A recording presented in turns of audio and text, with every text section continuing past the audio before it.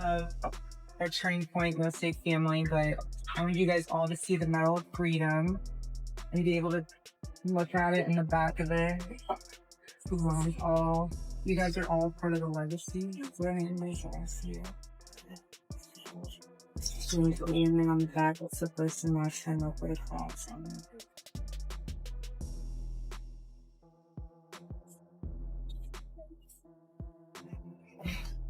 I literally will stand here so all of you. Like I'm not, I don't care. Everyone can have their own and see. Yeah, where's that?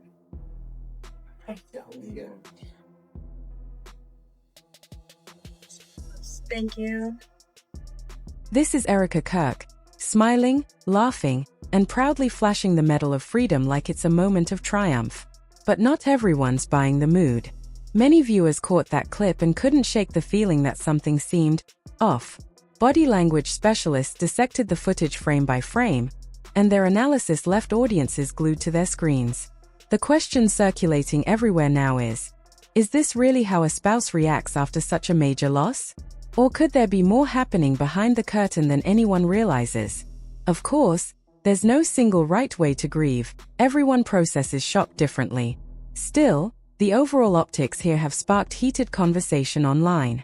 Charlie Kirk was a major figure in conservative circles, young, fiery, and always in the spotlight, especially on college campuses where he pushed his message with relentless drive. Whether people agreed with him or not, his energy was undeniable. That's why the current tone shift surrounding this situation feels so strange to those following closely. Erika's public appearance came just days after his unexpected passing. Again, there's no rulebook for mourning, but many felt an unsettling mismatch between the gravity of the moment and the behavior seen on camera. Joe Rogan, known for picking apart odd details, pointed out issues with the timeline, the official story, and several inconsistencies that don't seem to line up neatly. He didn't claim to have all the answers, just that the puzzle pieces don't quite fit, and that's fueling much of the current speculation. Meanwhile, several body language experts studied Erika's gestures, expressions, and pacing.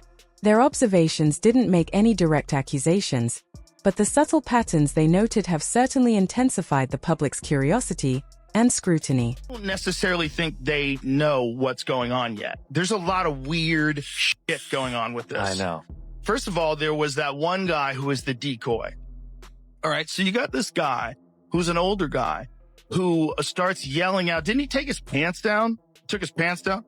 This guy was at 9/11. He was at the Boston bombings. All the hits. He called in a fake bomb at another place.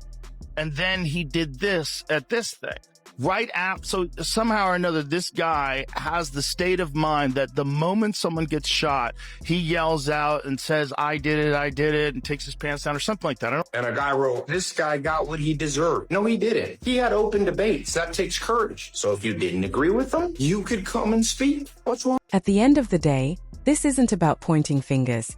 It's about the growing list of questions that keep piling up as new clips emerge and more voices join the discussion with their own interpretations. Stay alert, because one new detail could completely change how people see this story. In today's breakdown, we're unpacking Joe Rogan's key concerns about how this entire situation has been handled, one step at a time. We'll look at expert analyses of Erika's body language, compare her reactions to how partners usually respond in similar circumstances, and dig into why the internet started dubbing her the Happy Widow in the first place. Before diving into Erika's perspective, let's set the stage and look at what's fueling all this speculation. This kid who's not military trained. This guy, first of all, how did he get to the roof? How come nobody was looking? How come nobody was there's a direct line of sight between where he's sitting and those roofs? You guys didn't check? You don't have a drone? That's insane. So he's on the roof, he shoots, he jumps from the roof. He jumps down 14 feet. Yeah, we saw didn't they have video of him jump? Somebody had a cell phone video of him jumping. There's down, a video right? of him jumping. So this guy, whoever it is, jumps off of the roof and lands, whether or not he's even the guy who shot him. Maybe he thought he was going to shoot him. Maybe he's a patsy. Maybe he did it. I feel like he's a plant. Did you see the video? Did you see the person doing the investigating on his mom's Facebook? No. You haven't seen this? Have you seen that, Jamie? Some dude online. His mom's got a weird Facebook. It's very trippy. It doesn't make any sense. You really have to look at the sequence of events surrounding Charlie Kirk, because the deeper you dig, the stranger it all starts to appear. This is exactly where Joe Rogan steps in. His analysis isn't casual or headline deep. He's examining every claim, cross-checking the timeline, and calling out the inconsistencies that just don't add up logically. When you line those details up one after another, the gaps practically jump out. Now, pay attention to what Joe highlights about one particularly bizarre angle, because it's hard to believe. According to reports, an older man arrived at the scene, shouting, "I did it! I did it!" before literally dropping his pants. As Joe points out, that single act conveniently kills any real chance for proper questioning. No follow-ups, no verification of motives, no way to confirm a clean timeline. Suddenly, the key facts blur. Then Joe asks the obvious but unsettling question: what are the chances that this same guy would appear in more than one incident connected to this whole story? Statistically, that's a serious stretch, enough to make anyone pause. But it doesn't stop there. The official version claims the real perpetrator was a 21-year-old using a relic weapon supposedly passed down from World War I, one without any traceable code. He allegedly took it apart, stuffed the pieces into a backpack, climbed onto a rooftop, reassembled it, and then carried out the act without a single mistake. Think about that. The timing, the balance, the tools, the sheer focus required. The operation sounds almost surgical in precision. Yet we're told it all unfolded flawlessly, without a hitch. Our turning point, let's say family, but I want you guys all to see the Medal of Freedom and be able to look at it in the back of it. You guys are all part of the legacy. So anybody should ask you. So the amen on the back is the first and last time I put it. That's why so many people are demanding a clear, consistent timeline, no speculation, just solid facts that close every gap. Joe Rogan, who knows far more than the average person about firearms, didn't just glance over the official explanation. He broke it apart piece by piece, and what he found didn't sit right. Because Joe actually understands the mechanics behind these weapons, his critique carried weight. He explained that taking apart and reassembling that kind of old military firearm isn't something you can just wing. It would require precise tools, accurate measurements, and serious technical skill. Even a seasoned expert would need hours to do it safely.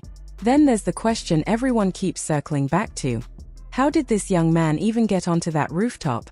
There was no sign of security, no drone footage, no barriers blocking the area, and somehow, no one noticed him setting up.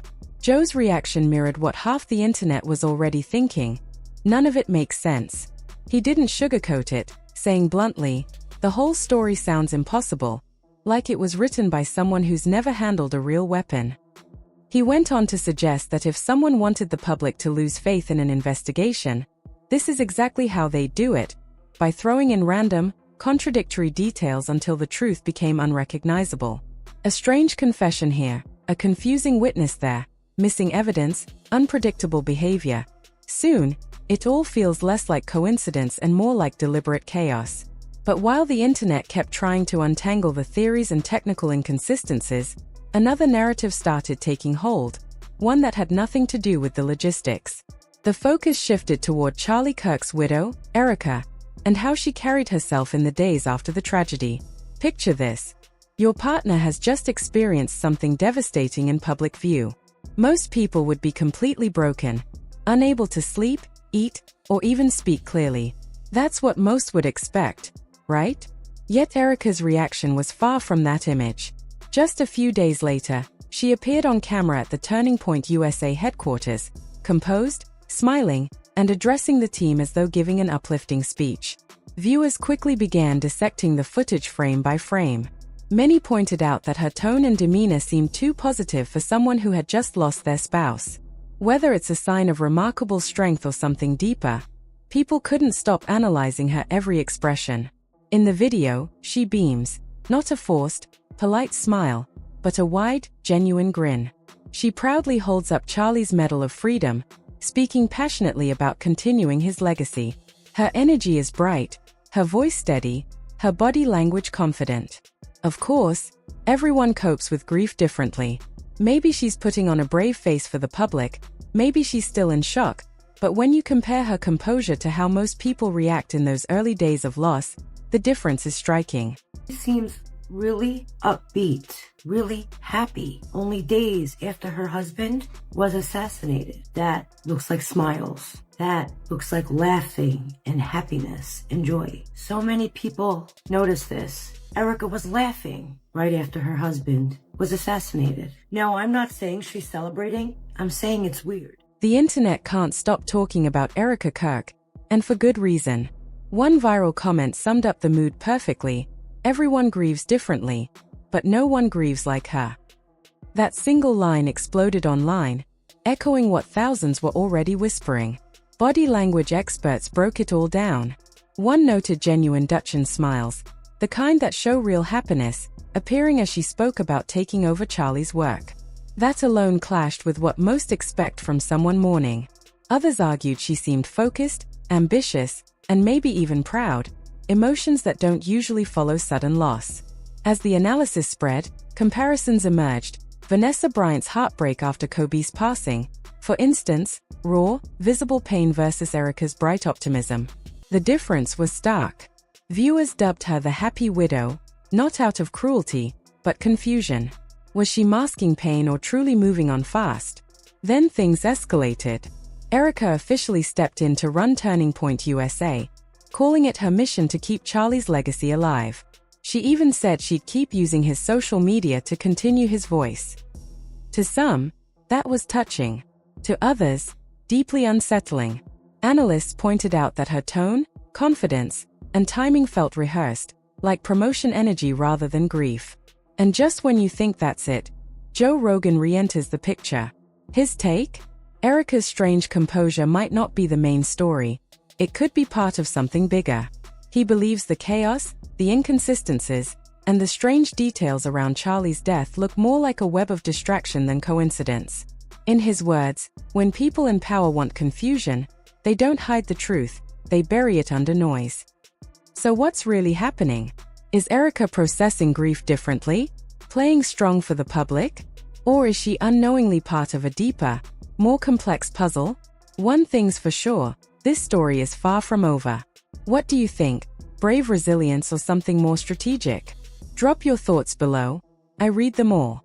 And if you want updates as this mystery unfolds, make sure to like, share, and subscribe, because the deeper we dig, the stranger this story gets.